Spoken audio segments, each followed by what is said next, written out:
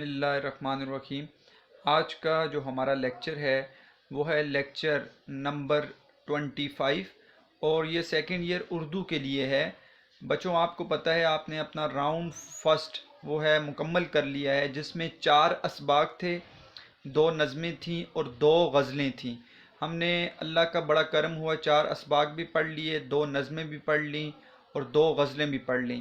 تو آج کے انشاءاللہ اس لیکچر سے ہم راؤنڈ سیکنڈ کو ہم شروع کرنے جا رہے ہیں، اور آج جو سبق ہم پڑھ رہے ہیں وہ یہ جو تصویر آپ کے سامنے آئی ہوئی ہے، اس شخصیت کا لکھا ہوا ایک سبق ہے جو ہم پڑھیں گے۔ تو اگر آپ اس تصویر کو جانتے ہیں تو پھر تو آپ کو پتہ چل گیا ہوگا کہ ہم کون سا سبق پڑھنے جا رہے ہیں، اور جو بچے اس تصویر کو نہیں جانتے تو ان کے لیے میں بتا دیتا ہوں کہ آج ہم سیکنڈ ایئر اردو مولانا محمد حسین آزاد کا لکھا ہوا ایک مضمون شہرت عام اور بقائے دوام کا دربار، انشاءاللہ یہ سبق ہم شروع کریں گے۔ اور یہ جو تصویر آپ کے سامنے میں نے لائی ہے یہ مولانا محمد حسین آزاد کی آخر میں نکالی گئی کچھ تصاویر میں سے ایک تصویر ہے۔ تو مولانا محمد حسین آزاد کے اس سبق کو پڑھنے سے پہلے ہم مولانا محمد حسین آزاد کے حالات زندگی پڑھتے ہیں، اور آج کا جو لیکچر ہمارا ہوگا وہ صفحہ نمبر 33 یعنی 33 سے ہوگا، اور حالات زندگی پڑھنے کے بعد ہم نے ان کے سبق کا مرکزی خیال اور خلاصہ دیکھنا ہے۔ تو پھر ہم سبق شروع کریں گے۔ کیوں بیٹا؟ یہ تھوڑا سبق ایسا ہے کہ اس میں بڑی شخصیات کا ذکر ہے، آگے آپ سے ابھی بات ہوگی، تو اس لیے میں چاہتا ہوں کہ اس کا خلاصہ اس طریقے سے بیان کر دیا جائے اور ان چیزوں کو حل کر دیا جائے تاکہ پڑھنے میں ہمارے لیے کوئی بھی مشکل پیش نہ آئے۔ تو سب سے پہلے ہم مولانا محمد حسین آزاد کے حالات زندگی کو دیکھتے ہیں۔ ولادت ان کی 1831 ہے، آپ اپنی کتابوں کو اپنے سامنے رکھ لیں اور ہائی لائٹ کر لیں، یہ معروضی سوالات اس میں سے بہت زیادہ آتے ہیں۔ وفات 1910۔ حالات زندگی یہاں سے کتاب کے اندر لکھی ہے کہ مولانا محمد حسین آزاد دہلی میں پیدا ہوئے ہیں، تو دہلی یہ ایم سی کیوز آ سکتا ہے۔ والد کا نام مولوی محمد باقر تھا، جو ایک جید عالم اور مجتہد تھے، اجتہاد کرنے والا عالم، ٹھیک ہے۔ ان کے والد کے شیخ محمد ابراہیم ذوق سے دوستانہ مراسم تھے، اس لیے آزاد نے ذوق کی زیر نگرانی ابتدائی تعلیم حاصل کی۔ تو شیخ محمد ابراہیم ذوق ایک بڑے شاعر تھے، ان سے ان کے والد کے دوستانہ مراسم تھے، ان کے دوست تھے، اس لیے آزاد نے بھی ذوق سے ہی ابتدائی تعلیم حاصل کی، اور شاعری وغیرہ بھی مولانا محمد حسین آزاد نے محمد ابراہیم ذوق سے سیکھی ہے۔ بعد میں دہلی کالج میں داخل ہو کر عربی اور فارسی کی تحصیل کی، عربی اور فارسی سیکھی۔ 1857 کی جنگ آزادی مغلیہ سلطنت میں آزاد کے والد کی شہادت اور گھر کی تباہی کے بعد انہیں دہلی چھوڑنی پڑی، دہلی انہوں نے چھوڑ دی اور مختلف علاقوں میں پھر قیام کیا۔ 7 سال بعد لاہور آ گئے اور بڑی مشکل سے محکمہ تعلیم میں ملازم ہو گئے۔ یہاں انہوں نے عربی اور فارسی میں کچھ درسی کتب لکھیں جو بہت زیادہ مقبول بھی ہوئیں۔ لاہور میں انجمن پنجاب کے قیام میں اہم کردار ادا کیا۔ بیٹا یہ انجمن پنجاب کیا تھی؟ یہ انجمن پنجاب جو ہے یہ 1857 کی جو جنگ لڑی گئی اور جنگ آزادی، جس میں مسلمانوں کو آپ کو پتہ ہے بڑا نقصان ہوا، مغلیہ سلطنت ختم ہو گئی، تو اس کے بعد جو ہے 1857 کے بعد ملک کے حالات کچھ خراب ہو گئے اور تعطل سا پیدا ہو گیا، اور تعلیم سے بھی دوری ہو گئی، اور علمی اور ادب جو سوسائٹیاں تھیں وہ بھی ختم ہو گئی تھیں، علم سے دوری، ادب سے دوری۔ تو اس تعطل کو ختم کرنے کے لیے، اس کیفیت کو ختم کرنے کے لیے یہ 1865 میں 1865 جنوری 1865 میں ایک سوسائٹی قائم کی گئی جو علمی اور ادبی سوسائٹی تھی، جس کا نام جو ہے وہ انجمن پنجاب رکھا گیا۔ پہلے یہ بمبئی میں تھی، پھر بنارس میں، پھر لکھنؤ میں، لیکن اس کا کام علمی اور ادبی اعتبار سے تھا، علم اور ادب کی اشاعت کرنا، کیونکہ لوگوں کے ذہنوں میں وہ جنگ اور وہ حالات جو تھے اس کو دور کرنا تھا اور ادب کا کام کرنا تھا، اس لیے یہ سوسائٹی انجمن پنجاب قائم کی گئی، اور اس کے قیام میں بڑا اہم کردار ادا کیا مولانا محمد حسین آزاد نے۔ آزاد کو ان کی ادبی خدمات کے صلے میں شمس العلماء کا خطاب بھی دیا گیا ہے۔ بیٹا یہ بھی ایم سی کیوز میں آ سکتا ہے کہ کس کو شمس العلماء کا خطاب دیا گیا ہے۔ اپنی ایک جوان اور چہیتی بیٹی کے انتقال سے انہیں بے حد صدمہ پہنچا اور وہ ذہنی توازن کھو بیٹھے، تاہم اس دوران میں جب بھی افاقہ ہوتا، ان کی طبیعت ٹھیک ہوتی تو تصنیف و تالیف کا سلسلہ جاری رکھتے۔ تو یہاں تک ان کی حالات زندگی ہے جو مختصر طور پر آپ کی کتاب کے اندر لکھ دی گئی ہے۔ اس کے بعد ادبی خصوصیات ہیں، اور کچھ کتابوں کے بارے میں بھی بتائیں گے آگے چل کر کہ آزاد عربی اور فارسی کے بہت بڑے عالم تھے. وہ سنسکرت زبان کو بھی جانتے تھے اور ہندی زبان اور ادب کی خوبیوں سے بھی آشنا تھے، واقف تھے. وہ اردو اور دیگر مشرقی زبانوں کے بہت بڑے محقق اور ماہر تھے، یعنی کہ لسانیات کے بڑے ماہر تھے. لسانیات ان کا شاہکار جو ہے وہ آب حیات کتاب ہے، جو اردو زبان کی پہلی تاریخی اور تنقیدی اور تحقیقی کتاب ہے. بیٹا آب حیات کے اوپر بھی بات کریں گے آگے کتب پر، کیونکہ یہ تصانیف میں بھی شامل ہے، تو آپ کو پتہ چل جائے گا اس آب حیات کے اندر کیا موجود ہے. آزاد کی انشا پردازی، انشائیہ بے مثل ہے. ٹھیک ہے، وہ ایک ایسے طرز کے بانی ہیں، ایسے طریقے کے وہ بنانے والے ہیں جس کا خاتمہ انہی کے ساتھ ہوا، کوئی اور یہ طریقہ اختیار نہ کر سکا.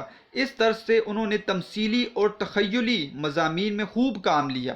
تو سب سے زیادہ جو اہم بات ہے وہ یہ ہے کہ مولانا محمد حسین آزاد نے جو مضامین لکھے وہ تمثیلی مضامین تھے. تمثیلی مضامین کیا ہوتے ہیں؟ یہ مضمون بھی تمثیلی مضمون بھی ہے، تو وہ ہم دیکھتے ہیں تمثیلی قصہ کیا ہوتا ہے اور تمثیل نگاری کیا ہوتی ہے. بیٹا آپ کے سامنے یہ آ گیا ہے کہ تمثیلی قصہ کیا ہوتا ہے. تمثیلی قصہ حکایت، ایسی کہانی جس میں خیال و فکری اشیاء کو مشخص کر کے پیش کیا جائے. ٹھیک ہے، جیسے مثال کے طور پر آپ نے 9th میں بھی مولانا محمد حسین آزاد کا ایک سبق پڑھا ہے اور آپ کے ذہن میں ہوگا، وہ آپ نام خود ڈھونڈیں.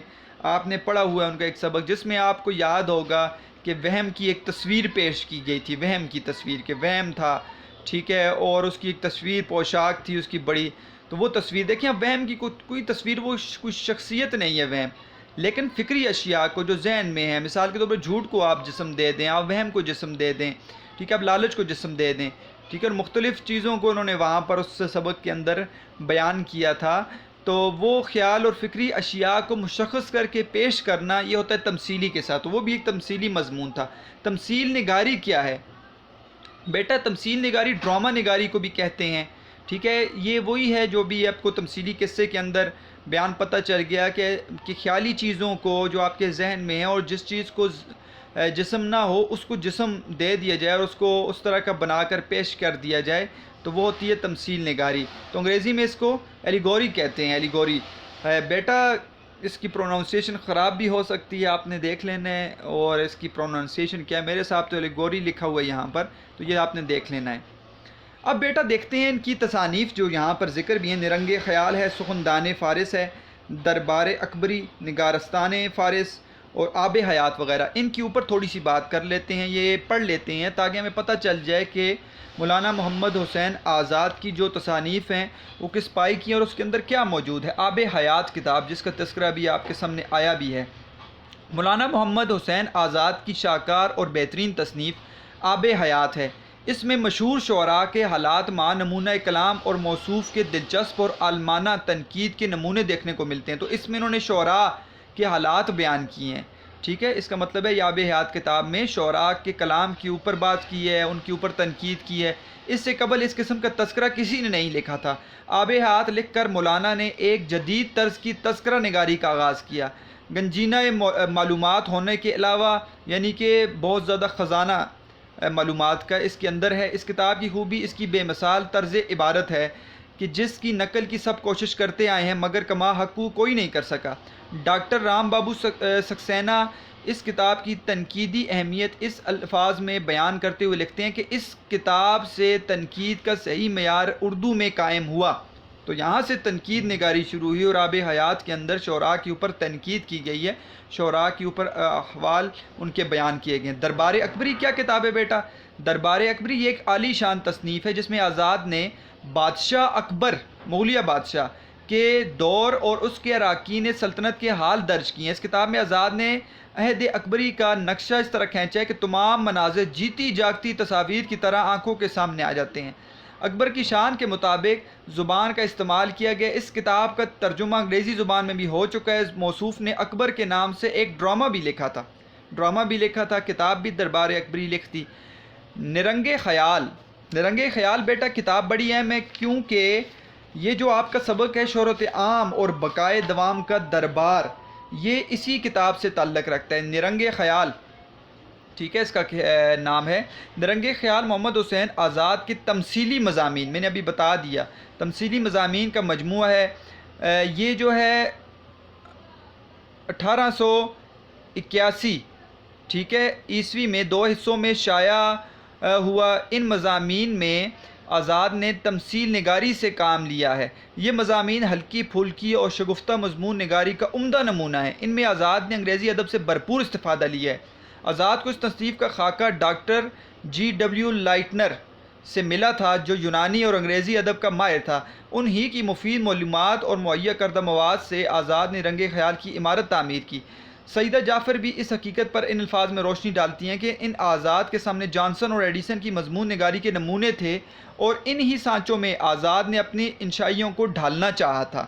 تو انگریزی ادب سے انہوں نے یہ طریقہ نکالا تمثیل نگاری، اور وہاں سے ابھی نام آ گیا تھا لائٹنر، ڈاکٹر لائٹنر کا نام ہے، اور انہوں نے اس سے جو ہے وہ اس کی عمارت نرنگ خیال کی تعمیر کی ہے۔ نرنگ خیال میں جتنے بھی مضامین شامل ہیں ان میں سے 6 مضامین جانسن کے ہیں، 3 ایڈیسن کے ہیں اور بقیہ دوسرے انگریزی ادیبوں کے ہیں، لیکن ان ترجموں میں آزاد نے اپنی ذہانت اور سیر بیانی سے اتنا رد و بدل کر دیا کہ ان میں تخلیقیت کی شان پیدا ہو گئی۔ تو آپ کو پتہ چل رہا ہے بیٹا کس طرح کی کتاب نرنگ خیال کے تمام مضامین میں شہرت عام اور بقائے دوام کا دربار نہایت ہی اہمیت کا حامل ہے، اور یہی انشاءاللہ ہم پڑھیں گے۔ اس میں آزاد نے مختصر انداز میں مختلف شخصیتوں جیسے نظامی، سعدی، اورنگزیب، غالب، جرت وغیرہ وغیرہ کا خاکہ پیش کیا ہے، جس میں ان کی مرکہ نگاری کے جوہر سامنے آتے ہیں۔ مرکہ نگاری خاکہ پیش کرنا، غالب کی شان کا مختصر سا خاکہ کچھ اس طرح سے پیش کیا ہے۔ غالب کا خاکہ آپ کو اس میں ملے گا شہرت عام اور بقائے دوام کے دربار میں، کہ غالب اگرچہ سب سے پیچھے تھے پر کسی سے نیچے نہ تھے، بڑی دھوم دھام سے اور نکارہ زور سے بجا کے سب کے کان گنگ کر دیے، کوئی سمجھا اور کوئی نہ سمجھا مگر واہ واہ اور سبحان اللہ سب کرتے رہے۔ یہ بیٹا یہاں سے عبارت لی گئی ہے شہرت عام اور بقائے دوام سے، تو یہ جب پڑھیں گے تو اس کے بارے میں آپ کو پتہ چل جائے گا یہ عبارت کس طرح کی ہے۔ سخندان فارس۔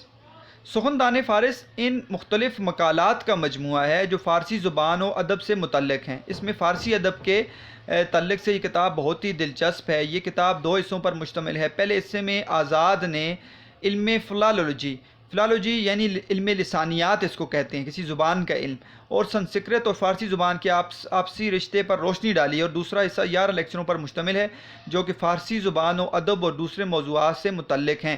یہ کتاب علم فلالوجی یعنی علم لسانیات کے فن پر اردو کی اولین تصانیف میں اپنی نوعیت کی پہلی کتاب ہے۔ تو اس میں لسانیات پر بات کی اور فارسی زبان و ادب سے جو متعلق باتیں ہیں ان کو یہاں پر مقالات میں ذکر کیا ہے۔ نگارستان فارس کون سی کتاب ہے بیٹا؟ نگارستان فارس ایران اور ہندوستان کے فارسی شعراء کا ایک مختصر تذکرہ ہے۔ تو فارسی شعراء کے اوپر انہوں نے بات کی ہے اس میں، جس میں رودکی سے لے کر نور العین واقف بٹالوی تک تقریباً 36 شعراء کے حالات و واقعات مع نمونہ کلام کے ساتھ ساتھ ان کے لطیفے بھی درج ہیں۔ حاشیے پر ان کتابوں کے نام بھی درج ہیں جن سے ان شعراء کے حالات و واقعات اخذ کیے گئے ہیں۔ اس کتاب میں صاف و سادہ زبان کا استعمال کیا گیا ہے مگر آب حیات کسی شان اس میں نہیں ہے۔ شاید اسی لیے اکثر لوگوں کا خیال ہے کہ یہ آزاد کے ابتدائی دور کی تصنیف ہے، یہ نظر ثانی سے معروم رہ گئی ہے۔ اگر ہم یہ کہیں کہ یہ کتاب سخندان فارس کی توسیع شدہ شکل ہے تو بے جانا ہوگا۔ تو سخندان فارس کی توسیع شدہ اسی کو آگے بڑھایا ہے تو نگارستان فارس انہوں نے لائی ہے۔ اب بیٹا ہم پڑھتے ہیں شہرت عام اور بقائے دوام کا دربار، جو ہم نے یہاں پر مولانا محمد حسین آزاد کی تصنیف ہے ہمارے سامنے۔ یہ ایک تمثیلی مضمون بھی، آپ اس کو انشائیہ بھی کہہ سکتے ہیں کیونکہ اس میں آزاد نے اپنی ذات کو بھی لایا ہے۔ تو یہ جو تمثیلی مضمون ہے اس کا مرکزی خیال کیا ہے اور اس کا خلاصہ کیا ہے، ٹھیک ہے بیٹا، تاکہ ہمیں اس کے بارے میں پتہ چل جائے کہ اس کے اندر ہے کیا ہے۔ تھوڑا سا یہ مضمون مشکل ہے اس حیثیت سے، اس لیے یہ چیزیں آج آپ کے لیے بڑی کام آئیں گی اور انشاءاللہ آپ کو سبق کو سمجھنے میں بڑی آسانی ہو جائے گی، سوالات کو سمجھنے میں بڑی آسانی ہو جائے گی۔ ہم نے مکمل حالات زندگی پڑھ لی، ہم نے ان کی تھوڑی سی خصوصیات بھی دیکھ لیں اور تصانیف پر بھی روشنی ڈال دی کہ تصانیف کس طرح کی ہیں۔ تو نرنگ خیال کتاب سے یہ سبق لیا گیا ہے، اور یہ کتاب جو ہے آپ کو پتہ ہے تمثیلی مضامین کا مجموعہ ہے۔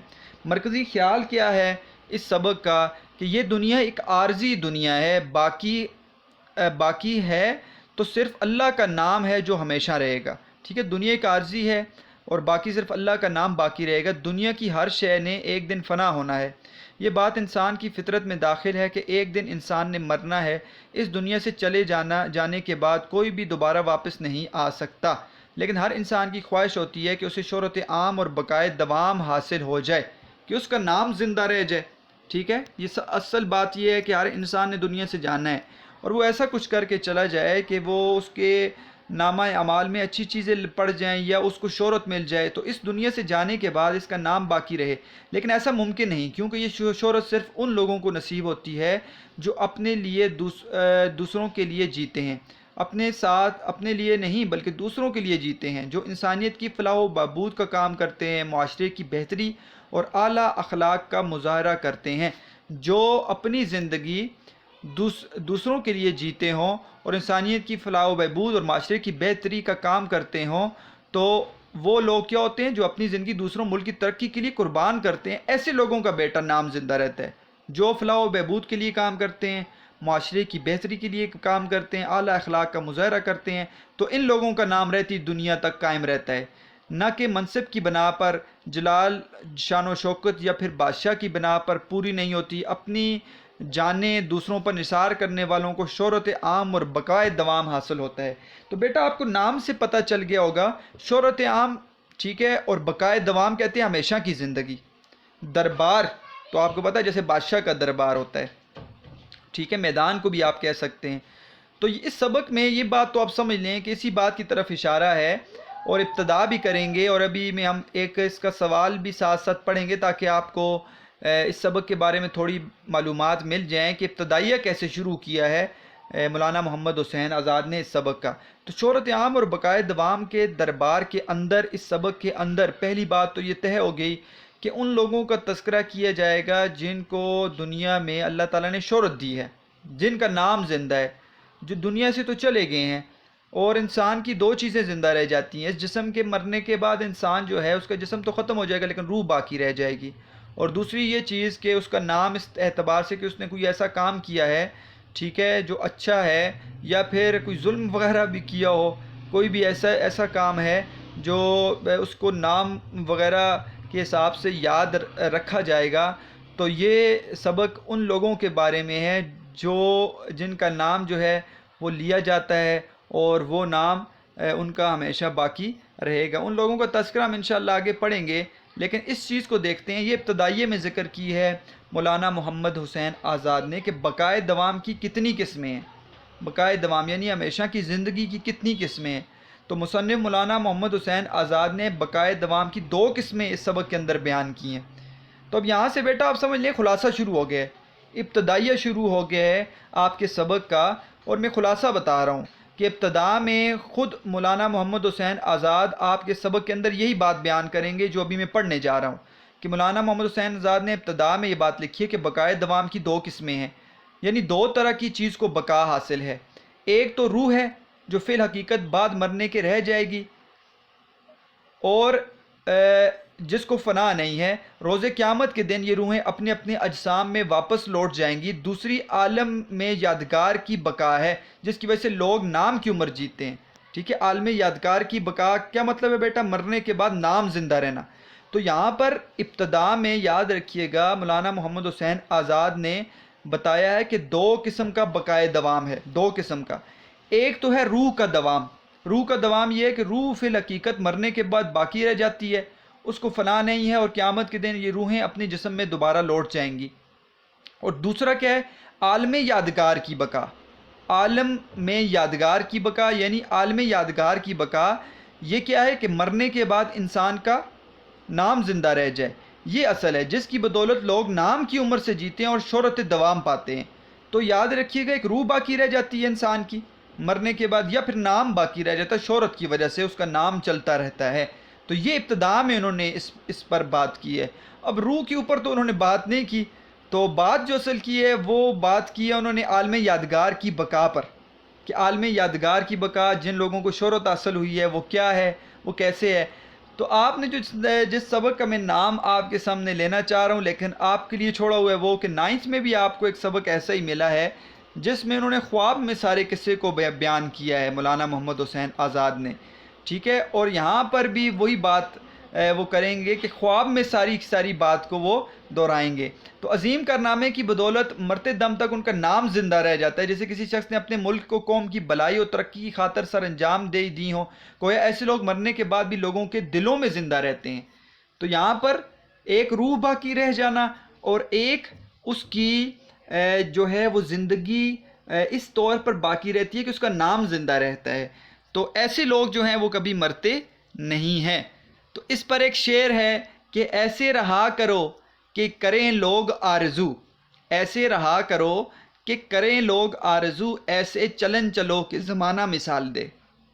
تو ایسے رہا کرو کہ لوگ پھر بعد میں آرزو کریں گے کاش ہمارا بھی اسی طرح نام ہوتا، اور ایسے چلن چلو، ایسے طور طریقے اپناؤ، ایسی عادات اپناؤ کہ زمانہ آپ کی مثال دے، تاکہ آپ نام میں زندہ رہیں، آپ نام میں زندہ رہیں۔ اب بیٹا دیکھیں، میں آپ کو ابھی اس کا خلاصہ اس طریقے پر سمجھاؤں گا کہ ابتدائیہ جو ہے اس کے اندر بات تو ہو گئی کہ بقائے دوام دو طرح کی بیان کرنے کے بعد کہ ایک روح کا بقام، روح باقی رہتی ہے مرنے کے بعد، یا پھر نام باقی رہتا ہے۔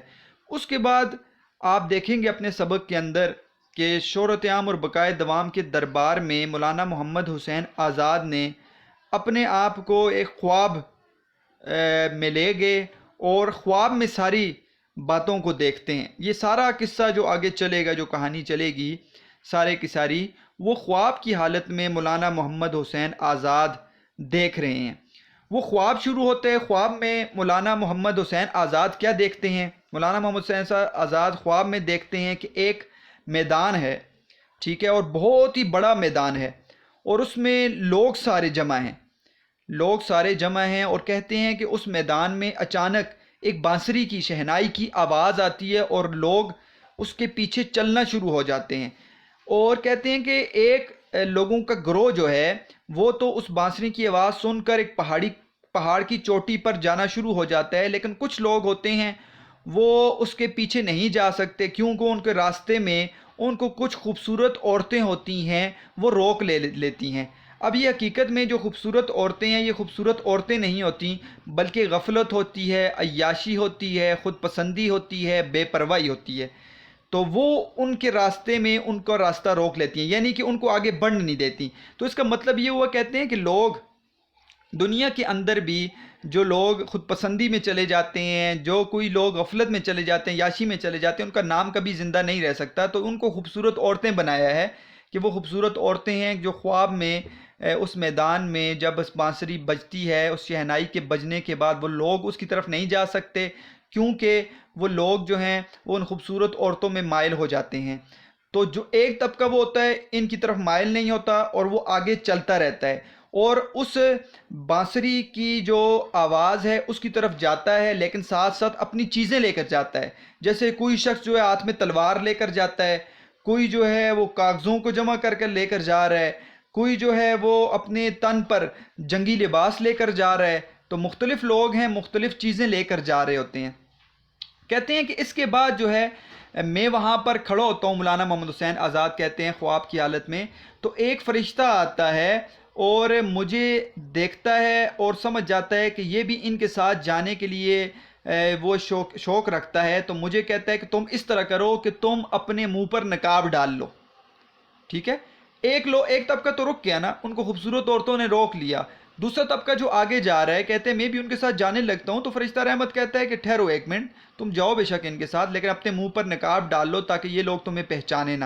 تو کہتے ہیں میں نے ایسا ہی کیا کہ اس میں نے اپنے منہ پر نقاب ڈال دیا۔ اب آہستہ آہستہ لوگ آگے بڑھتے جا رہے ہیں، اور جاتے جاتے کہتے ہیں کہ ایسا حالات ہوا کہ ایک جگہ پر جاتے ہیں اور ایک پری ہوتی ہے، اس کو دیکھتے ہیں، اور وہ جو ہے وہ وہاں پر ایک کرسی پر بیٹھی ہوئی ہوتی ہے اور وہ شہنائی بجا رہی ہوتی ہے۔ تو اس مقام تک پہنچ جاتے ہیں جہاں سے ان کو وہ بانسری کی آواز آ رہی ہوتی ہے۔ سارے لوگ وہاں پر جمع ہوتے ہیں، اور وہ پری جو ہوتی ہے ان کو دیکھ کر مسکراتی ہے اور ان کو شاباش دیتی ہے، آفرین کہتی ہے کہ ویل ڈن، بہت اچھے، شاباش، ٹھیک ہے، اور خوش آمدید، اور ان کو مختلف فرقوں میں، مختلف گروہوں میں تقسیم کر دیتی ہے۔ اور کہتے ہیں وہاں پر جو ہے ایک مورخوں کا، تاریخ لکھنے والے، مورخ کہتے ہیں تاریخ لکھنے والے، ان کا گروہ ہوتا ہے، وہ ان کو وہاں پر کھڑا کرتا ہے تاکہ وہ درجے کے مطابق، یعنی کہ ایک پہلے درجے کے مطابق، پھر دوسرے درجے کے مطابق آہستہ آہستہ، یعنی کہ اگر وہ 900 عیسوی کا بندہ ہے تو اس کو پہلے بھیجیں، پھر اس کے بعد جو ہے 1100 عیسوی کا ہے تو اس کے بعد، تو درجے کے مطابق آہستہ آہستہ بھیجنے کے لیے ایک مورخین کا گروہ کھڑا ہوتا ہے، اور یہاں سے لوگوں کی جو ہے وہ داخلہ شروع ہو جاتا ہے اس جگہ کے اندر، اس میدان کے اندر۔ تو بیٹا اس میدان کے اندر اب جو لوگ داخلہ کر رہے ہیں ان کا نام اب مولانا محمد حسین آزاد لیں گے۔ وہ کتنے لوگ ہیں بیٹا؟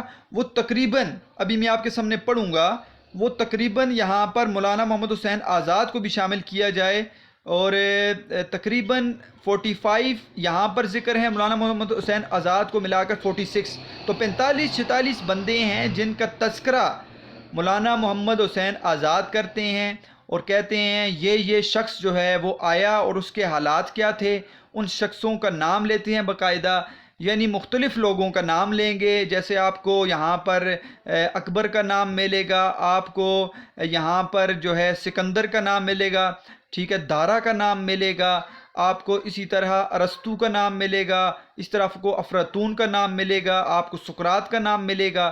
تو اس طرح کے لوگ جنہوں نے نام کی جو ہے عمر پائی ہے، یعنی جو مشہور لوگ ہیں ان کی تذکرہ یہاں پر کرتے ہیں، اور جب آخر میں شعراء کا تذکرہ کریں گے، غالب آئے، جرت آئے، آتش آئے، میر تقی میر آئے، اور آہستہ آہستہ اپنے تک بات لے کر جائیں گے، تو آخر میں کہیں گے کہ سارے لوگوں کی جب بات ہو چکی، مکمل ہو چکا، تو کسی نے حسین آزاد کو بلایا کہ حسین آزاد بھی آ جائے، تو کہتے ہیں کہ میرا دل کیا کہ میں اپنے منہ سے جو ہے وہ نقاب کو اتار دوں اور ان لوگوں کے سامنے آ جاؤں، لیکن کسی نے آواز یہ بھی لگائی کہ اس نے عجیب لڑائی شروع کی ہوئی ہے، لوگوں کے بارے میں تنقید کرتا ہے، ان کے بارے میں لکھتا ہے، اس کو اس دربار میں نہ بلاؤ۔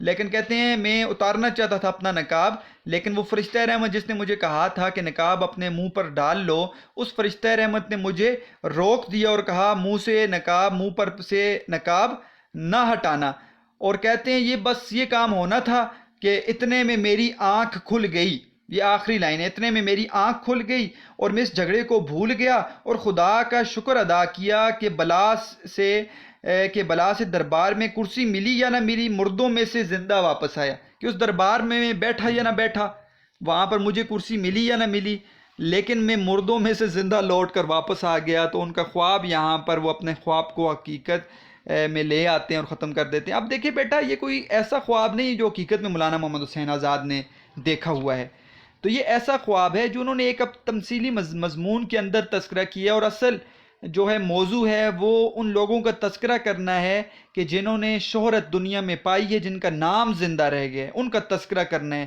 اور ان کو مختلف طریقوں سے ان کے بارے میں جو ہے وہ بیان کرنا ہے، وہ کیسے تھے، ان کے حالات کیسے، وہ کس طریقے پر اس دربار میں آتے ہیں۔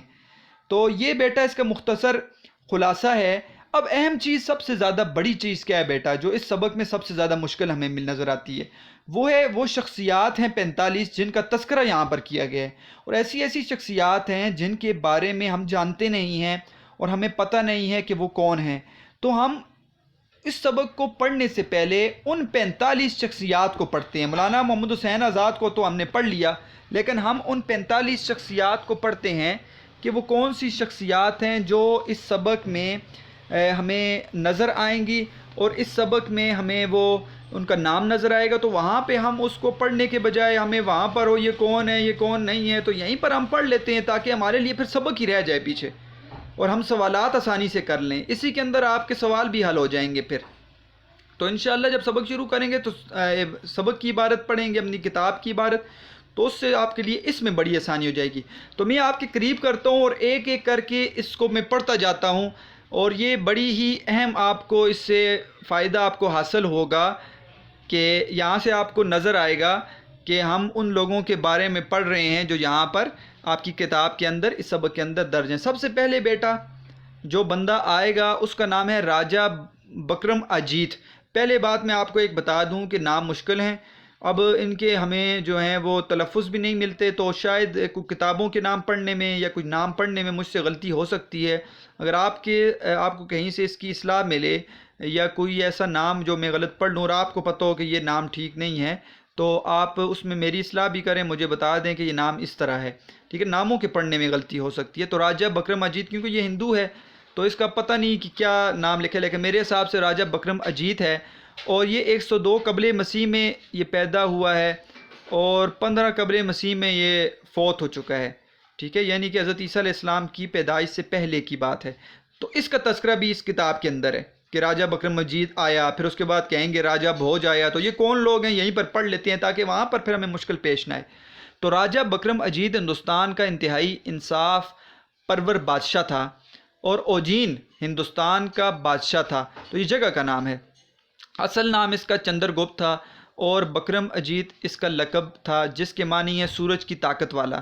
خیال کیا جاتا ہے کہ یہ وہی بکرم اجیت ہے جو ہندو دھرم کا بڑا حامی اور علوم و فنون کا قدردان مشہور ہے۔ اس کو بکرم اور بکرم اعظم بھی کہا جاتا ہے۔ یہ تمام ہندوؤں راجوں سے زیادہ مشہور و معروف ہے۔ جیسا بہادر تھا ویسے ہی عالم بھی تھا، عالم بھی اچھا تھا۔ اس کے دربار میں 9 صاحب کمال تھے جو اپنے زمانے کے 9 رتن کہلاتے تھے۔ 9 لوگ اس کے پاس ہوتے تھے۔ ان میں اول نمبر پر کالی داس شاعر تھا، ٹھیک ہے، ابھی کالی داس کے بارے میں ہم پڑھیں گے، جس کی نہایت مشہور نظمیں ہیں۔ راجہ بکرم اجیت نے سن بکرمی کا آغاز کیا، ٹھیک ہے، تو انہوں نے جو سال بکرمی ہے، جیسے ہمارا اسلامی سال ہے نا، تو اس طرح ہندوؤں کے یہ انہوں نے بکرمی سال کا آغاز اس راجہ بکرم اجیت نے کیا ہے، اپنی پیدائش سے کیا، جس کو سنبت کہا جاتا ہے، جس میں عیسوی سن سے 57 سالوں کی زیادہ ہونا پائی جاتی ہے۔ اس کیلنڈر کے 9 مہینے 30 دن کے ہیں، اور ایک مہینہ جو ہے وہ 31 دن کا ہے، اور 2 مہینے 32 دن کے ہوتے ہیں، تو 12 مہینوں کو تقسیم کر، 9 مہینے اس میں 30 دن کے ہیں، ایک مہینہ 31 دن کا، 10 مہینے اور 2 مہینے 32 دن کے ہوتے ہیں، 32 دن کا بھی مہینہ ہے ان کے پاس۔ اور اس کا نام آپ کو یہ آپ نے شاید سنے بھی ہوں، وساکھ، جیٹھ، ہار، ساون ہوگا، یہ بھادوں، اسو، کاتک، مگھر، پوہ، ماگھ، پھاگن اور چیت وغیرہ، ٹھیک ہے، یہ آپ کو یہ نام زیادہ بہتر پتہ ہوں گے، میں تو سنتا رہتا ہوں تو بیچ میں تو اتنا نہیں پتہ۔ تو بکرمی یہ کیلنڈر ہے جو اپریل کے وسط سے شروع ہوتا ہے اور اپریل کے وسط میں ہی ختم ہو جاتا ہے، تو اس کو اس نے شروع کروایا تھا، تو ہندوؤں کا یہ بڑا راجہ تھا، اس کا بھی ذکر کیا ہے، تو ہندوؤں کے ہاں یہ بڑا مشہور ہے، تو اس کے بارے میں ہمیں تھوڑا سا پتہ چل گیا۔ اب سنگاسن بتیسی کا یہاں پر ذکر ہے کہ سنگاسن بتیسی ہے، تو سنگاسن بتیسی بیٹا یہ ایک بڑی کتاب ہے، یہ میرے پاس موجود بھی ہے، ٹھیک ہے، وہ بھی انشاءاللہ آپ کے ساتھ میں شیئر کر دوں گا۔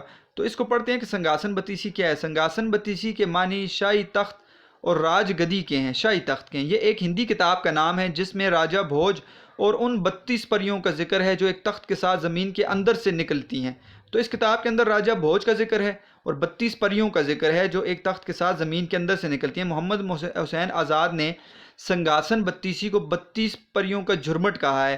اس کتاب کے متعلق مختلف روایات موجود ہیں۔ کوئی کہتا ہے کہ 16ویں صدی عیسوی میں لکھی گئی، اس وقت تک یہ کہانی ایک روایت کی صورت میں لوگوں تک پہنچی تھی۔ کوئی کہتا ہے کہ یہ کتاب بکرم اجیت کے زمانے میں لکھی گئی تھی۔ جو یہ بڑی مزے کی کتاب ہے کہ اس میں جو پریوں کا ذکر ہے نا، تو پریاں آتی ہیں اور وہ آ کر اس راجے کے بارے میں جو ہے نا وہ اچھی اچھی باتیں کہتی ہیں، وہ راجہ جو ہے وہ بڑا اچھا تھا۔ تو اس طرح کی کتاب ہے اور اس کے اندر 32 پریوں کے بارے میں بات کی گئی ہے۔ بڑے مزے کی یہ اس میں کہانی ہے، انشاءاللہ جب ہم نے سبق پڑھا تھوڑا سا آپ کو میں اس کے بارے میں بتا بھی دوں گا۔ تو یہ کتاب کا نام ہے سنگاسن بتیسی جو اس سبق کے اندر درج ہے۔ اس کے بعد بیٹا جو تیسرا بندہ ہے وہ ہے یہاں پر راجہ بھوج، آپ کو نظر آ رہا ہوگا راجہ بھوج۔ راجہ بھوج ہندوستان کے شہر بھوج کا مشہور بادشاہ، شاعر اور فلسفی تھا۔ راجہ بھوج کی زندگی کے متعلق بہت کم دریافت ہوا ہے۔ ایک اندازے کے مطابق یہ راجہ بھوج کوئی اور نہیں بلکہ راجہ بکرم اجیت کا ہی دوسرا نام ہے۔ راجہ بھوج اگر راجہ بکرم اجیت نہیں ہے تو پھر راجہ بکرم اجیت کے خاندان کا دوسرا راجہ ہے۔ تو بڑا مشہور یہ راجہ گزرا ہے، ایک شاعر تھا، فلسفی تھا۔ بعض لوگ کہتے ہیں یہ بکرم اجیت ہی ہے، لیکن بعض لوگ کہتے ہیں بکرم اجیت نہیں، یہ علیحدہ راجہ ہے، اس کے خاندان کا ہے۔ کالی داس کا ذکر ہے اس کے اندر بیٹا، تو کالی داس کون تھا اس کو دیکھتے ہیں۔ کالی داس جو ہے سنسکرت زبان کا عظیم شاعر اور ڈرامہ نگار، بھارت کے شہر جین یا کلنگا کے قریب ایک گاؤں میں پیدا ہوا، اور تاہم ان کے مقام پیدائش کے حوالے سے ماہرین کی رائے مختلف ہے۔ اس کے کلام میں جین کے لیے ان کی محبت اور اس کے قدرتی مناظر سے ان کے لگاؤ کی وجہ سے اسی علاقے کا باشندہ تصور کیا جاتا ہے۔ تاہم کالی داس نے کلنگا کے راجہ ہمندر کی مدح میں بھی نظمیں لکھیں جس سے اس علاقے اور اس کی راجہ سے ان کی وابستگی کا سراغ ملتا ہے۔ چند ماہرین کالی داس کو کشمیر کا باشندہ قرار دیتے ہیں، جس کی وجہ یہ ہے کہ انہوں نے اپنی شاعری میں کشمیر کی لوک کہانی اور اشتہاروں کا استعمال کیا۔ تو ایک جو عظیم شاعر ہے ہندوؤں کے ہاں، ڈرامہ نگار ہے کالی داس، اور بھارت کے شہر میں پیدا ہوا۔ کوئی کہتا ہے کہ یہ کشمیر کا رہنے والا ہے کیونکہ کشمیر کی لوک کہانیاں اس کی کتابوں میں نظر آتی ہیں۔ تو یہ ایک بڑا ہی جو ہے ہندوؤں کے ہاں بڑا مقبول شاعر ہے کالی داس، اس کا ذکر بھی کتاب کے اندر ہے بیٹا۔ درفش کاویانی، یہ درفش کاویانی ایک جھنڈے کا تذکرہ ہے، آپ کو اسی سبق کے اندر نظر آئے گا۔ وہ کیا جھنڈا ہے پہلے یہاں پہ دیکھتے ہیں۔ درفش قدیم فارسی زبان میں جھنڈے کو کہتے ہیں۔ ایران میں کاوا نامی شخص کے بچوں کو عرب کے بادشاہ زحاق نے ٹکڑے ٹکڑے کر کے اژدہا کے آگے جاڑ دیا، ٹھیک ہے۔ تو کاوا نامی شخص کے بچوں کو عرب کے بادشاہ، ایک ظالم بادشاہ تھا زحاق نے ٹکڑے ٹکڑے کر کے اژدہا کے سامنے جاڑ دیا۔ کاوا نے چیتا کا چمڑا لکڑی کے ساتھ چسپاں کر کے جھنڈا ایک بنایا تھا۔ ایران کے لوگ جو کہ زحاق کے ظلم کے ستائے ہوئے لوگ تھے، وہ اس جھنڈے کے سائے تلے ایک ہوئے اور فریدون کو بادشاہ مقرر کر کے زحاق کے خلاف لڑے۔ اس جنگ میں ایرانیوں کو فتح حاصل ہوئی۔ اس کے بعد اس جھنڈے کو مقدس اور نیک شگون خیال کیا جانے لگا۔ ایک روایات کے مطابق وہ ایک لوہار تھا جس کے پاس چیتا کا چمڑا تھا، جسے وہ اپنے کمر پر باندھتا تھا۔ جب زحاق کے ظلم سے تنگ آ گیا تو اس چمڑے کو لکڑی کے ساتھ چسپاں کر کے اس نے کیا کر دیا؟ جھنڈا بنا دیا۔ تو یہ بیٹا یہاں پر ذکر ہے اس جھنڈے کا، تو یہ یہاں پر اس کا بھی ذکر آئے گا، درفش کاویانی کا۔ رستم 4 نمبر پہ، رستم کون تھا؟ یہاں پر رستم کا بھی ذکر ہے۔ تو رستم تو مشہور شخصیت ہے، اس کا پورا یہاں پہ آپ کو نظر بھی آئے گا، پوری کے پورا قصہ یہاں پہ درج کیا گیا ہے۔ رستم مشہور افسانوی ہیرو، حاکم اور پہلوان تھا۔ اسے رستم داستان بھی کہا جاتا ہے۔ سستان سام کا پوتا اور زال کا بیٹا تھا۔ ماں کا نام رودابا تھا جو کابل کے شہر مہراب کی بیٹی تھی۔ اس کی طاقت اور شجاعت کے کارنامے ایران اور توران کی لڑائیوں سے تعلق رکھتے ہیں۔ فارسی ادب میں کثرت سے اس کا ذکر موجود ہے۔ اس نے تورانی بادشاہ افراسیاب کو بار بار شکست دی اور کیانی خاندان کے بانی کیقباد کو ایران کے تخت پر بٹھایا۔ پھر جب دیو سپید نے کیکاؤس کو شکست دی تو رستم اس کی مدد کو نکلا۔ راہ میں اس نے 7 مہمیں سر کیں جو ہفتے خوان استم کے نام سے مشہور ہیں۔ اپنے مشہور گھوڑے رکش پر سوار ہو کر اس نے ازدنگ دیو اور دیو سپید کو قتل کیا اور کیکاؤس کو فتح یاب کیا۔ آپ کو بیٹا یاد ہوگا میں نے کیانی خاندان کا ذکر کیا تھا، کیکاؤس، کے لراسب، کے خسرو، تو یہ ان کی طرف سے لڑتا تھا، ٹھیک ہے۔ اور کچھ عرصے کے بعد ایک گڑھے میں گر کر ہلاک ہوا جو اس کے بھائی نے کھدوایا تھا۔ رستم کے کارناموں کی داستان فردوسی کا ذکر آئے گا یہاں پر۔ فردوسی نے کتاب لکھی ہے شاہ نامہ، ٹھیک ہے، اس کے اندر اس کی میں تفسیر ملتی ہے۔ فردوسی نے لکھا ہے کہ رستم فارغ وقت میں اکثر جنگلی جانوروں کے پیچھے سرحدی علاقے تک جا پہنچتا تھا۔ اب وہ تذکرہ ہے جس میں آپ نے نام سنا ہوگا اس کے بیٹے کا، رستم اور سہراب۔ ابھی سہراب کا بھی تذکرہ اس میں آئے گا ساتھ۔ تو کہتے ہیں رستم ایک دن تھکاوٹ کی وجہ سے اس نے اپنے گھوڑے کو رکش کو ایک درخت کے ساتھ باندھا اور سو گیا۔ اتنے میں سمیگان ترکی کے باشندے ادھر آ نکلے اور رستم کو نیند کی حالت پر پا کر رکش کو اپنے ساتھ بگا لے گئے۔ رستم جب نیند سے بیدار ہوا تو رکش نہیں تھا وہاں پر گھوڑا اس کا۔ وہ رکش کی تلاش میں سمگان پہنچا اور سمگان کے حاکم کی بیٹی کے حسن و جمال کا بڑا چرچا تھا۔ رستم تہمینہ کی خوبصورتی سے اس قدر متاثر ہوا کہ پہلی فرصت میں اس نے سمگان کے حاکم سے تہمینہ کا رشتہ مانگا، جسے اس نے خوشی سے قبول کر لیا۔ ملکی رسم و رواج کے مطابق دونوں کی شادی ہوئی۔ رستم کو وہاں اپنا گھوڑا رکش بھی مل گیا، لیکن رستم کو سمگان سے اکیلے ہی جانا پڑا۔ سمگان سے رخصت ہوتے وقت رستم نے تہمینہ کو اپنے خاندانی مہر تعویذ دیا اور تاکید کی کہ اگر بیٹا پیدا ہوا تو یہ مہر اس کے بازو پر باندھ دینا اور بیٹی ہوئی تو اس کے گیسو میں پرو دینا، بالوں میں۔ تہمینہ کے بطن سے لڑکا پیدا ہوا اور اس کا نام سہراب رکھا گیا، اور رستم کی ہدایت کے مطابق اس سے بیٹے سہراب کے بازو پر مہر باندھ دی گئی۔ ایران اور توران کے آپس میں مخاصمانہ یعنی جنگ و جدل تعلقات کی وجہ سے رستم کو اپنی بیوی کی خبر گیری کے لیے دوبارہ سمگان جانے کا موقع نہ مل سکا۔ البتہ کچھ عرصے بعد رستم نے ایک ایلچی تہمینہ کی طرف حالات معلوم کرنے کے لیے بھیجا۔ تیمینہ نے اس خدشے کے پیش نظر کہ رستم نے اگر اپنے بیٹے کے پیدا ہونے کی خبر سنی تو وہ فوراً بیٹے کو اپنے پاس بلا لے گا، جبکہ تیمینہ کو اپنے بیٹے کی جدائی کسی صورت میں گوارا نہ تھی۔ چنانچہ بیٹا پیدا ہونے کی خبر دینے کے بجائے تیمینہ نے ایلچی کے ذریعے یہ پیغام بھیج دیا کہ لڑکی پیدا ہوئی ہے جو یہاں میری زندگی کا سہارا ہے۔ رستم کو جب یہ پیغام ملا تو اسے یزداں اللہ تعالیٰ کی مرضی سمجھ کر خاموش ہو گیا۔ سوراب نے بڑے ہو کر اپنے باپ کی طرح فن پہلوانی اور فن سپاہ گری جو ہے فن پہلوانی اور فن سپاہ گری اس نے سیکھا۔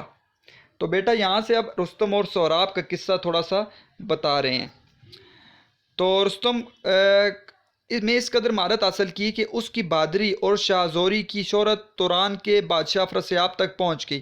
چنانچہ افراسیاب نے اس کی ان عسکری صلاحیتوں سے فائدہ اٹھانے کے لیے اسے اپنی فوج کا سپہ سالار مقرر کر دیا افراسیاب نے، اور ترک ننیال کی طرف سے سوراب کے دل میں بھی ایرانیوں کے خلاف نفرت انگیز رویہ ابار دیا گیا۔ ٹھیک ہے، اس کے دل میں ڈال دیا کہ ایرانی جو ہیں یہ ٹھیک لوگ نہیں ہیں، جو ایرانیوں کی طرف سے اس کے والد لڑتا تھا خود رستم۔ افراسیاب کو سوراب کے ذریعے ایرانیوں نے اپنی ذلت آمیز شکست کا بدلہ چکانے کا موقع عطا گیا۔ چنانچہ افراسیاب کے حکم پر سوراب نے ایک بڑے لشکر کے ساتھ ایران پر حملہ کیا۔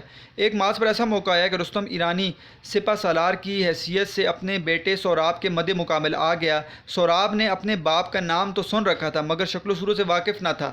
دوران جنگ سوراب کئی مرتبہ رستم پر غالب آ گیا مگر بزرگی کی وجہ سے چھوڑ دیا، لیکن رستم نے اپنی بہادری کا مان رکھنے کے لیے سوراب کے سینے میں خنجر گھونپ کر اسے اتنی بری طرح گھائل کر دیا کہ اس کے زندہ رہنے کی کوئی امید باقی نہ رہی۔ اس وقت سوراب کی زبان سے بے اختیار یہ جملہ نکل آیا کہ میرے باپ رستم تجھ سے میرے خون کا بدلہ لے گا۔ تو اس نے اپنے بیٹے کو مار دیا رستم نے، سوراب کو۔ رستم نے جب یہ بات سنی تو اس کی ہوش و حواس جاتے ہوئے اس نے سوراب سے پوچھا تیرے پاس رستم کی کیا نشانی ہے؟ سوراب نے اپنے بازو پر بندھی ہوئی وہ تعویذ اور مہر کی طرف اشارہ کیا۔ رستم نے جب سوراب کے بازو پر بندھا ہوا وہ اپنا خاندانی تعویذ دیکھا تو اپنا سر پیٹ کر دنگ رہ گیا۔ رستم نے اپنی جان بلب بیٹے کی زندگی بچانے کی بہت کوششیں کی لیکن اس کی ہر کوشش ناکام ثابت ہوئی۔ اس نے اپنے ہی ہاتھوں سے اپنے بیٹے کو موت کے گھات اتار لیا اور سوراب کے ساتھ ہی ترکیوں کو بھی شکست ہوئی، لیکن رستم جیت کر بھی اپنی زندگی کا سب سے بڑا مقابلہ ہار گیا، اپنے بیٹے کو اس نے مار دیا۔ ٹھیک ہے، تو یہ قصہ ہے جو فردوسی نے جو کتاب لکھی شاہ نامہ اس کے اندر ذکر کیا گیا۔ رستم اور سوراب آپ نے قصہ سنا ہوگا تو یہاں پر بھی آپ نے مختصر دیکھ لیا رستم اور سوراب کون ہیں۔ اس کے بعد بیٹا نمبر 5 پر کافی لوگ ہیں، ہم آہستہ آہستہ ان کو پڑھیں گے، کافی صفحات ہیں لیکن یہ آپ کے لیے ضروری ہے کم از کم آپ کو اتنا پتہ چل جائے یہ لوگ کون ہیں۔ تو یہ ایک دلچسپ مضمون ہے، اس میں آپ بور نہیں ہوں گے انشاءاللہ۔ فردوسی کون تھا؟ فردوسی کا نام آپ نے سنا ہوگا بیٹا، حکیم ابو القاسم، ٹھیک ہے، حسن پور علی توسی معروف بھی فردوسی، 10ویں صدی عیسوی 4 صدی ہجری کے نامور اور معروف فارسی شاعر جو 940 عیسوی اور 329 ہجری، ٹھیک ہے، ایک عیسوی ہے ایک ہجری ہے، میں ایران کے علاقے خراسان کے ایک شہر توس کے نزدیک ایک گاؤں میں پیدا ہوئے اور 1020 عیسوی اور 410 ہجری کو اسی سال کی عمر میں وہیں فوت ہوئے۔ بعض روایات میں آپ کا سال وفات 1025 عیسوی 416 ہجری اور عمر 85 سال بھی ملتی ہے۔ آپ کا شاہکار شاہ نامہ ہے جس کی وجہ سے آپ نے دنیائے شاعری میں لازوال مقام حاصل کر لیا۔ میں نے آپ کو بتا دیا ہے کہ اس نے ایک شاہکار شاہ نامہ لکھا تھا، وہ کس کے کہنے پر لکھا تھا ابھی بتائیں گے۔ فردوسی نے محمود غزنوی کی فرمائش پر یہ شاہ نامہ لکھا تھا۔ محمود غزنوی کا بھی تذکرہ آگے آئے گا، جو کہ 30 سال میں مکمل ہوا۔ محمود غزنوی نے ایک شعر پر 1 اشرفی دینے کا وعدہ کیا تھا لیکن رقم اس کو نہ دی گئی، نہ ملنے کی وجہ سے فردوسی خفا ہو کر توس واپس چلا گیا ایران۔ اس نے محمود غزنوی کی شان میں ایک حجو لکھی، برائی، حجو کہتے ہیں شاعری میں کسی کی برائی کرنا، جس سے سلطان محمود غزنوی پر ہمیشہ کے لیے بدنامی کا دھبا لگ گیا۔ محمود غزنوی نے بعد ازاں یہ رقم بھیج دی مگر جس دن رقم اس کے گھر پہنچی اس دن فردوسی کا جنازہ لے جایا جا رہا تھا۔ فردوسی کی بیٹی نے رقم لینے سے انکار کر دیا اور رقم واپسی سلطان محمود غزنوی کو بھجوا دی۔ تو یہ ہیں بیٹا فردوسی کے حالات۔ اب دیکھتے ہیں اس کے بعد حالات ہیں سکندر اعظم۔ سکندر اعظم جو ہے بیٹا 20 جولائی 356 قبل مسیح اور 10 جون 323 قبل مسیح ان کی جو ہے وفات ہے۔ کل عمر ان کی 32 سال تھی۔ سکندر 350 سے 10 جون 323 قبل مسیح تک مقدونیہ کا حکمران رہا۔ اس نے ارسطو جیسے استاد کی صحبت پائی۔ کم عمری میں یونان کی شہری ریاستوں کے ساتھ مصر اور فارس تک فتح کر لیا۔ کئی اور سلطنتیں بھی اس نے فتح کی، جس کے بعد اس کی حکمرانی یونان سے لے کر ہندوستان کی سرحدوں تک پھیل گئی۔ صرف 22 سال کی عمر میں وہ دنیا فتح کرنے کے لیے نکلا۔ یہ اس کے باپ کا خواب تھا اور اس کے لیے تیاری بھی مکمل کر چکا تھا، لیکن اس کے دشمنوں نے اسے قتل کرا دیا۔ اب یہ ذمہ داری سکندر پر عائد ہوتی تھی کہ وہ اپنے باپ کے مشن کو کسی طرح پورا کرے۔ باپ کی موت کے وقت سکندر کی عمر 20 سال تھی، لیکن وہ اس لحاظ سے خوش قسمت تھا کہ کسی مشکل کے بغیر ہی اسے جو ہے مقدونیہ کی حکمرانی مل گئی، ورنہ اس زمانے کا قاعدہ تو یہی ہوتا تھا کہ بادشاہ کے انتقال ہوتے ہی تخت کے حصول کے لیے لڑائیاں شروع ہو جاتی تھیں، اور اس لڑائی میں ہر وہ شخص حصہ لیتا تھا جس کے پاس تخت تک پہنچنے کا کیا ہوتا تھا، کوئی نہ کوئی طریقہ ہوتا تھا۔ سکندر ایک تو اپنے باپ کا اکلوتا بیٹا تھا، دوسرا اس وقت مقدونیہ کی حکمران کا کوئی اور خاص دعوے دار نہیں تھا، لیکن احتیاط کے طور پر سکندر نے ایسے تمام افراد کو قتل کرا دیا جو کسی بھی طرح اسے نقصان دے سکتے تھے، یہاں تک کہ اس نے اپنی ماں کے کہنے پر اس نے اپنی دودھ پیتی سوتیلی بہن جو ہے اس کو بھی قتل کروا دیا۔ 334 قبل مسیح میں سکندر 35,000 فوج کے ساتھ مقدونیہ سے نکلا، اور گرانیکوس کی فتح کے بعد سکندر کا سامنا اسوس شام کا شہر ہے یہ کہ مقام پر ایک بہت بڑے ایرانی لشکر سے ہوا۔ اس لشکر کی قیادت خود دارا کر رہا تھا۔ اب دارا کے ساتھ بیٹا اس کی جنگ ہوئی ہے سکندر کی، دارا اول بھی ہے، دارا دوم بھی ہے، دارا سوم بھی ہے، تو دارا سوم کے ساتھ اس کی جنگ ہوئی ہے اور اس نے شکست دی تھی دارا کو۔ ایرانی بادشاہ تھا دارا، اور اس میں تقریباً 1 لاکھ سپاہی تھے، لیکن یہاں بھی ہمت ہارنے کے بجائے سکندر نے اعلیٰ جنگی حکمت عملی بنائی اور جلد ہی دشمن کے جو ہیں وہ پیر اکھاڑ دیے۔ ایک دفعہ پھر کئی ایرانی جرنیل میدان چھوڑ کر بھاگ گئے۔ دارا نے بھاگتے ہوئے یہ بھی پرواہ نہ کی کہ اس کے خیمے میں اس کی ماں اور بیوی بچے موجود تھے۔ اس جنگ میں بھی ایرانیوں کا بھاری نقصان ہوا، جبکہ مقدونیوں کا نقصان نہایت کم ہوا۔ سکندر نے دشمن کی ایک بہت بڑی تعداد کو قیدی بنا لیا، لیکن دارا کے بیوی بچے کے ساتھ اس نے نہایت عمدہ سلوک کیا۔ 337 قبل مسیح میں سکندر اعظم نے ہندوستان کا رخ کیا۔ یہاں لڑتے لڑتے ایک تیر اس کی کمر میں پیوست ہو گیا۔ تیر نکالنا مشکل تھا، لیکن طبیبوں نے تیر کا بیرونی حصہ کاٹ دیا۔ سکندر کی فوجوں نے اپنے سپہ سالار کا خوب بدلہ لیا اور بے درغ قتل عام کیا۔ سکندر کو ملتان سے واپس جانا پڑا کیونکہ اس کے سپاہی مزید لڑنا نہیں چاہتے تھے۔ ملتان سے واپس عراق کے شہر بابل پہنچے، جہاں کثرت شراب نوشی کی وجہ سے انتقال کر گیا۔ ایک روایت کے مطابق سکندر اعظم نے جب دارا کو شکست دی تو اس کی بیٹی رخسانہ آف باختر سے شادی اس نے کر لی تھی۔ ملتان سے واپس جب بابل پہنچے تو وہاں رخسانہ نے موقع پا کر سکندر کو زہر دے دی، جس کی وجہ سے اس کی موت واقع ہوئی۔ تو یہ ہے بیٹا سکندر کا تذکرہ بھی اس کے اندر مل گیا۔ 7ویں نمبر پر بیٹا دارا سوم، یہ تیسرا دارا ہے، ٹھیک ہے، اس کی حکومت تھی۔ تو یہ کون تھا؟ یہ خاندان کا آخری بادشاہ تھا۔ شیر سوم کے تخت پر بیٹھا اور شیر نے اسے آرمینیا کا گورنر مقرر کیا۔ بڑا لائق اور دلیر تھا، ٹھیک ہے۔ اسس اور اربیلا کی جنگوں میں سکندر اعظم کی فوجوں سے مقابلہ کیا، مگر شکست کھائی تھی اس نے، دارا سوم نے، اور شمال کی طرف فرار ہو گیا۔ دارا نے تو بھاگتے ہوئے یہ بھی پرواہ نہ کی کہ اس کے خیمے میں اس کی ماں اور بیوی بچے موجود ہیں۔ اس جنگ میں بھی ایرانیوں کو بھاری نقصان جو ہے وہ ہوا، جبکہ مقدونیوں کا نقصان بہت کم ہوا۔ سکندر نے دشمن کی ایک بہت بڑی تعداد کو قیدی بنا لیا، لیکن دارا کے بیوی بچوں کے ساتھ اس نے نہایت عمدہ سلوک کیا۔ دارا کو باختر کے ایرانی گورنر بیسس نے گرفتار کر کے قتل کر دیا۔ سکندر جس وقت دمغان پہنچا، تو دمغان لفظ ہے یا ارمغان ہے، دمغان پہنچا تو اسے ایرانی کیمپ میں دارا کی لاش ملی۔ اس کے قتل کے بعد ایرانی سلطنت کا خاتمہ ہو گیا۔ سکندر اعظم نے دارا کی بیٹی رخسانہ سے شادی کی، جس نے بعد میں موقع پا کر سکندر اعظم کو زہر دے دیا اور اپنے والد کا بدلہ لے لیا۔ تو بیٹا یہاں پر یہ بھی ہمیں پتہ چل گیا کہ دارا جو ہے وہ کون تھا، اور دارا قبیم ہمیں پتہ چل گیا۔ اس کے بعد بیٹا یہاں پر سقراط کا ذکر ہے۔ ساتھ ساتھ ہم ذرا چھت پہ جاتے ہیں، تنگ ہو گئے ہیں تھوڑا بیٹ پڑھ کے، تو حالات اوپر دیکھتے ہیں چھت کے بھی۔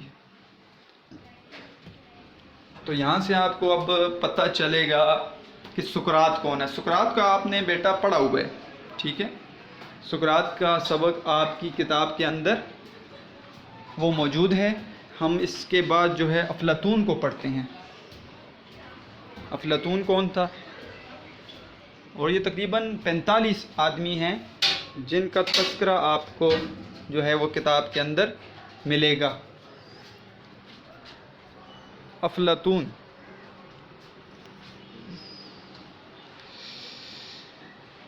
افلاطون اس کا نام کیا ہے بیٹا؟ پلیٹو، جس کا اصل نام ارسطوکلیس بتایا جاتا ہے۔ یونان کے مؤثر ترین فلسفیوں میں سے ایک ہے۔ 340 قبل مسیح میں ایتھنز یونان میں پیدا ہوا۔ افلاطون سقراط کا شاگرد اور متعدد فلسفیانہ مکالمات کا خالق اور ایتھنز میں اکیڈمی نامی ادارے کا بانی تھا، جس میں بعد ازاں ارسطو نے بھی تعلیم حاصل کی تھی، ٹھیک ہے۔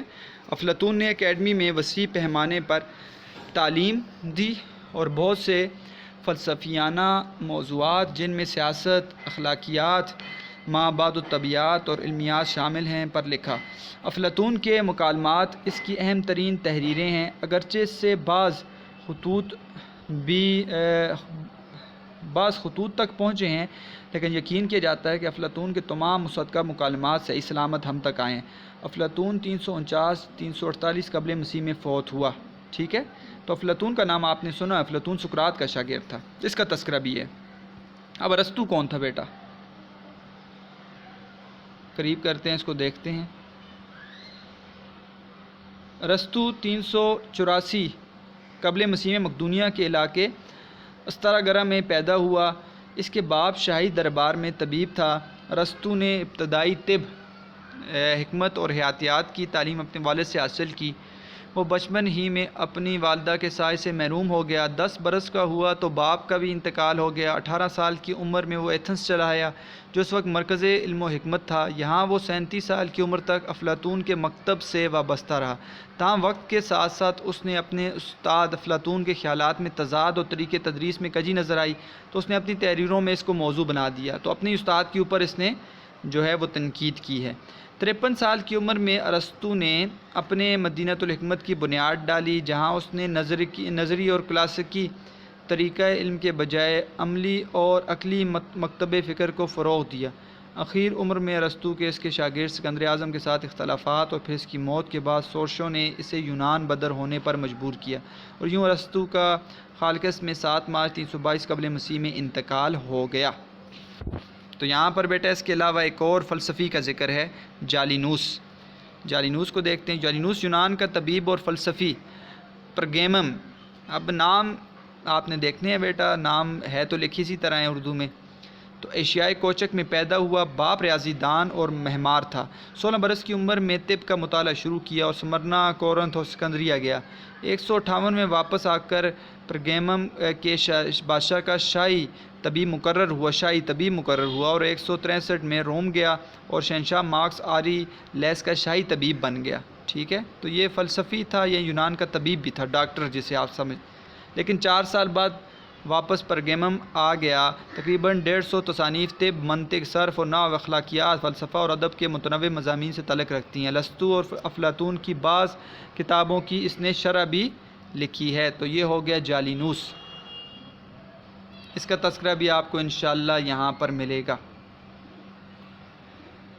اب کون ہے بیٹا آگے؟ ہارون الرشید، مامون الرشید، محمود غزنوی، نام سنے ہوں گے آپ نے۔ آہستہ آہستہ اب ان لوگوں کی طرف چلے جائیں گے جن کے نام آپ نے بیچ میں تھوڑے بہت سنے ہوں گے۔ ہارون الرشید جو ہیں یہ 5ویں اور مشہور ترین یہ عباسی خلیفہ تھے۔ وہ 786 سے 24 مارچ 809 تک مسند خلافت پر فائز رہے، اور ان کا دور سائنسی، ثقافتی اور مذہبی رواداری کا دور کہلاتا ہے۔ ان کے دور حکومت میں فن و عرفت اور موسیقی نے بھی عروج حاصل کیا۔ ان کا دربار اتنا شاندار تھا کہ معروف کتاب الف لیلا شاید انہی کے دربار سے متاثر ہو کر لکھی گئی۔ ہارون اس وقت خلیفہ بنے جب وہ عمر کے 22ویں سال کے اوائل شروع میں تھے۔ جس دن انہوں نے مسند خلافت سنبھالی اس دن ان کی اہلیہ مراجل نے المامون کو جنم دیا۔ ان کا بیٹا تھا مامون الرشید۔ اسی دن ہارون الرشید کا بھائی ہادی کا انتقال بھی ہوا۔ ہارون علم، شاعری اور موسیقی سے شغف رکھتے تھے اور اس کے علاوہ ایک عالم اور شاعر بھی تھے، اور اسے جب بھی اپنی سلطنت یا پڑوسی سلطنتوں میں کسی عالم کا پتہ چلتا تو وہ اسے اپنے دربار میں ضرور طلب کرتا تھا۔ اور اس کے دور میں خلافت عباسیہ کے چین اور فرانس کے ساتھ ساتھ سفارتی تعلقات بھی قائم ہو چکے تھے۔ تو یہ ہو گیا تذکرہ کس کا بیٹا؟ ہارون الرشید کا۔ ہارون الرشید کے بعد مامون الرشید۔ مامون الرشید ربیع الاول 107 ہجری اور 786 عیسوی میں پیدا ہوا۔ ان کی ولادت جو ہے ولادت کی رات بھی عجیب تھی، جس میں ایک خلیفہ ہادی نے وفات بھی پائی تھی، دوسرا ہارون الرشید تخت نشین ہوا اور تیسرا مامون عالم وجود میں آیا۔ تو یہ ان کے بیٹے تھے ہارون الرشید اور عباسی جو خلافت میں انہوں نے جو ہے خلافت کی ہے۔ مامون کی ایک ماں ایک کنیز تھی جس کا نام مراجل تھا اور ہرات کا ایک شہر میں پیدا ہوئی۔ علی بن عیسیٰ گورنر خراسان نے اس کو ہارون کی خدمت میں پیش کیا تھا۔ مراجل مامون کی پیدائش کے 2-4 روز بعد انتقال کر گئی اور مامون کو مادر مہربان کے دامن شفقت میں پلنا نصیب نہ ہوا۔ آپ نے اپنے دور حکومت میں سائنس اور فلسفہ کے علوم کو بہت فروغ دیا۔ آپ نے عراق میں بیت الحکمت کے نام سے سائنسی تجربہ گاہ قائم کیا۔ مامون الرشید 17 اگست 833 عیسوی کو 47 سال کی عمر میں انتقال کر گئے۔ محمود غزنوی کا بھی بیٹا اس میں تذکرہ ہے، ٹھیک ہے۔ پورا نام ان کا کیا تھا؟ پورا نام ان کا یمین الدولہ ابو القاسم محمود ابن سبکتین المعروف بی محمود غزنوی، پیدائش بروز منگل 2 نومبر 971، انتقال 30 اپریل 1030 عیسوی۔ 997 سے اپنے انتقال تک سلطنت غزنویہ کے حکمران رہے ہیں۔ ان کی وسیع سلطنت میں موجود مکمل افغانستان، ایران اور پاکستان کے کئی حصے اور شمال مغربی بھارت شامل تھا۔ وہ تاریخ اسلامیہ کے پہلے حکمران تھے جنہوں نے سلطان کا لقب اختیار کیا۔ آپ غزنی کا ایک سچا عاشق رسول تھے۔ آپ کے عدل و انصاف پروری کی کہانیاں مولانا رومی کی مثنوی مانوی میں موجود ہیں۔ ایاز ان کا آپ کو پتہ ہے غلام تھا، اس کا بھی تذکرہ اس کتاب کے اندر موجود ہے۔ سلطان محمود غزنوی کا محبوب غلام و مشیر، پورا نام ابو النجم ایاز، باوجود قرب سلطانی کے اس کی زندگی بڑا سادی اور کفایت شاعرانہ تھی۔ وہ زمانہ قرب سلطانی سے پیشتر کا مفلسانہ لباس بطور یادگار اپنے پاس صندوق میں رکھتے تھے اور کبھی کبھی اس یادگار کا ملاحظہ کرتا تو ایاز اس قدر خوش بشاش کہتا، یعنی ایاز کو اپنی ماضی کی حیثیت کو بھول نہ جاتا۔ تو کہتے اس کے پاس ایک صندوق تھا تو وہ اس کو دیکھتا رہتا تھا اور وہ کہتا تھا کہ میں اپنی حیثیت کو بھول نہ جاؤں، یہ نہ ہو کہ میں حیثیت کو بھول جاؤں اور میں کہوں کہ میں محمود کا جو ہے وہ بادشاہ کا میں خاص طور پر جو ہے وہ غلام ہوں۔ تو وہ صندوق میں سے پرانی چیزیں رکھی ہوئی تھیں۔ مورخین کا خیال یہ کہ وزیر آباد کے قریب سودرہ کا قصبہ اسی ایاز نے آباد کیا۔ 1036 کے لگ بھگ لاہور کا ایک صوبیدار مقرر ہوا اور یہیں وفات پائی۔ اس کا مزار جو ہے وہ چوک رنگ بیل میں ہے۔ ایک ہی صف میں کھڑے ہو گئے محمود و ایاز، نہ کوئی بندہ رہا نہ کوئی بندہ نواز، مشہور شعر ہے، ٹھیک ہے، جو محمود اور ایاز کے بارے میں ہے۔ تو بیٹا یہ ابھی جاری ہے یہ سبق انشاءاللہ، ٹھیک ہے۔ 15 بندوں کا تذکرہ ہم نے پڑھ لیا، 45 بندوں کا تذکرہ ہے۔ تو اس اعتبار سے بہت بڑا سبق ہے یہ، اگر ہم نے یہ نہ پڑھا اور اس کو آپ نے نہ دیکھا تو آپ کو سبق سمجھ نہیں آئے گا، ٹھیک ہے۔ اس وقت اذان بھی ہو رہی ہے تو انشاءاللہ میں نماز کے لیے جا رہا ہوں، تو اس سبق کو ہم جاری رکھیں گے اور انشاءاللہ اگلے لیکچر میں آپ کو باقی جو 30 بندے ہیں اس کا تذکرہ مل جائے گا۔ آپ ان 15 بندوں کو دیکھ لیں، اس میں اگر کوئی بات آپ کو سمجھ نہ آئی وہ آپ پوچھ لیں، مرکزی خیال لکھ لیں اور حالات زندگی لکھ لیں اور آپ نے اس سبق کو شروع کر دینا ہے۔ تو انشاءاللہ اگلے لیکچر میں ہم باقی 30 بندوں کو بھی پڑھیں گے تاکہ اس کے بعد ہم آرام سے سبق جو ہے وہ پڑھ سکیں۔ تو بیٹا محنت کرتے رہنا ہے اسی طرح۔ اللہ تعالیٰ آپ کو خوش رکھیں، آباد رہیں، والسلام۔